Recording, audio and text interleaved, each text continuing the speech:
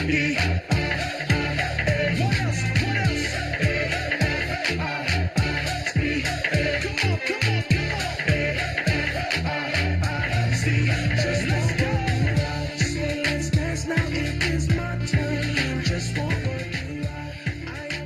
right, welcome back. Now we're going to be switching gears, and I have a very special guest here with me. We're going to be talking about all of her business, maybe not all of her business, but some of her business and the great things she's been doing with her entrepreneurial spirit for quite a while. Now, she started out very young and continues to do great things. Thanks for being here today, Princess Modupe Ozolua. Thanks for coming. Thank you for having me. How have you been?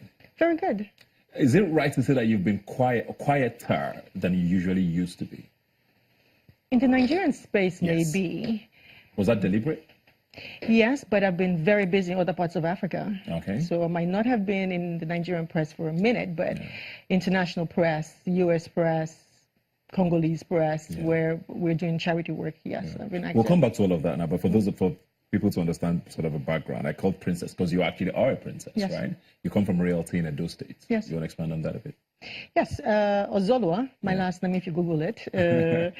My ancestral home is the Oba's Palace in Benin. My father is a prince from Benin. And coincidentally, my mother also is a princess from Akoko Edo, a place called Ososo. Okay. So I come from two royal families. Amazing. Yeah. So your blood is very blue. Very blue. Did that open doors for you think, when don't you think started so. out in business? No, because I never used my title. I only started doing that recently, the last maybe 2-3 years. Not. Why did you start using it? Because my uncle, whom is the current king of my mom's place, scolded me over the phone.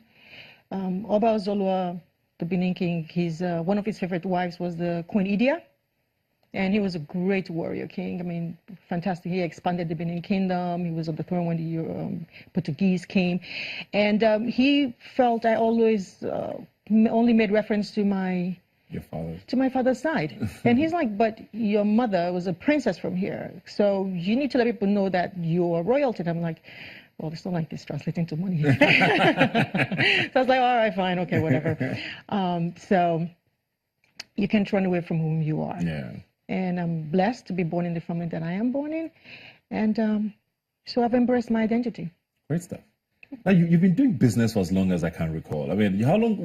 I hear you started your first business, I think, sometime in LA, probably. What was it you started off doing business with? At 21, I owned my first business in Los Angeles. It was a life insurance service, mailboxes, cell phones, and things like that. That was at 21, and a few years later, about 6 years after that, at 27 was when I came to Nigeria and pioneered cosmetic surgery. Yeah.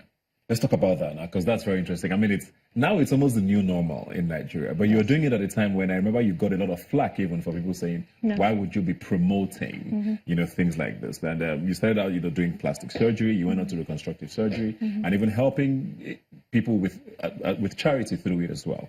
Why did you do it at the time? And what did you see that many people didn't? Was it just money? No, I had a lot more money before I came to Nigeria. A lot more. I actually brought my money from America and brought it here and invested here. I was married at 21. I had my son at 22. I have taken on responsibilities that many people have not been able to take and probably cannot take on at such a young age. And from a woman being pregnant, the body changes. And sometimes not in exactly the best ways. So from my own personal interest, a friend of mine was working for a renowned plastic surgeon in Beverly Hills, and she had some work done, and I was amazed. I was like, what? Seriously? And decided I wanted to have something done, which I did. And it dawned on me that, look, there are women like me that could benefit from this. And that was what prompted me to start Body Enhancement Limited in Nigeria in 2001. At that time, we were offering both cosmetic and reconstructive surgery for paying clients. You paid for that. Yes. And people welcomed it because they were so fascinated with the fact that they could do something. It was very confidential. But of course. And the fact was, people even before then were already leaving Nigeria, those that were wealthy, to go abroad and have it done anyway. So bringing it home was a great opportunity for people to have easy access to it, and also the opportunity to know they could do or benefit from it. Yeah. So that was how it started. Yes, there was a lot of, it's understandable people are Why were not you not familiar worried with about it. people judging? Because Knowing I didn't live in Nigeria at that time. Did it get to you at some point? At some point it did. Because my parents sent me out of Nigeria when I was 17. I didn't start coming home until I was 23 on holidays. So when I started body enhancement, I didn't live in Nigeria. I wasn't used to the mentality. And the people around me, my family, are very open-minded people, and the friends I had. So I was a little bit, not a little, I was very surprised hearing people ask things like, oh, if I have a rhino done, nose job done, can I get pregnant? And I'm like, are you serious? And then people felt that it was going against the will of God, that it was changing the culture and tradition. And I'm like, do you understand the suffering people have in their personal lives? Do you know how many women had not been intimate with their husband for 6, 7, 8, 9 years because of the way they looked? And the funny thing was, even till date, it's more men that thank me for introducing that to Nigeria than women. Interesting. Oh, yes. Because they like the way their wives looked? Yes. And they're like, you know what, I'm sending my wife to you. Oh, thank you for what you've done. It's, so you have, there were those, and I was like, seriously, So what exactly got to you? What was it that got to you eventually that, was it a direct criticism of you or of the business? I think it was at some point, the initial stages, I think it was more of a personal attack against me. Yeah. Because I come from my father was a disciplinarian. I come from a very focused, no-nonsense family. And everything anyone said, of course, always got to my family. And I always had to explain myself. But the good thing is my family has always been supportive. I wasn't doing anything illegal. I wasn't doing anything wrong. It was nothing to be ashamed of. And along the way, I realized it was just a stepping stone for greater purpose for me. Because during the course of that, one day there was this couple that came to my office, a Muslim man and his wife. I'm sorry, my shelf is dropping. It's all right. And the wife had some burns and lacerations from a fire accident.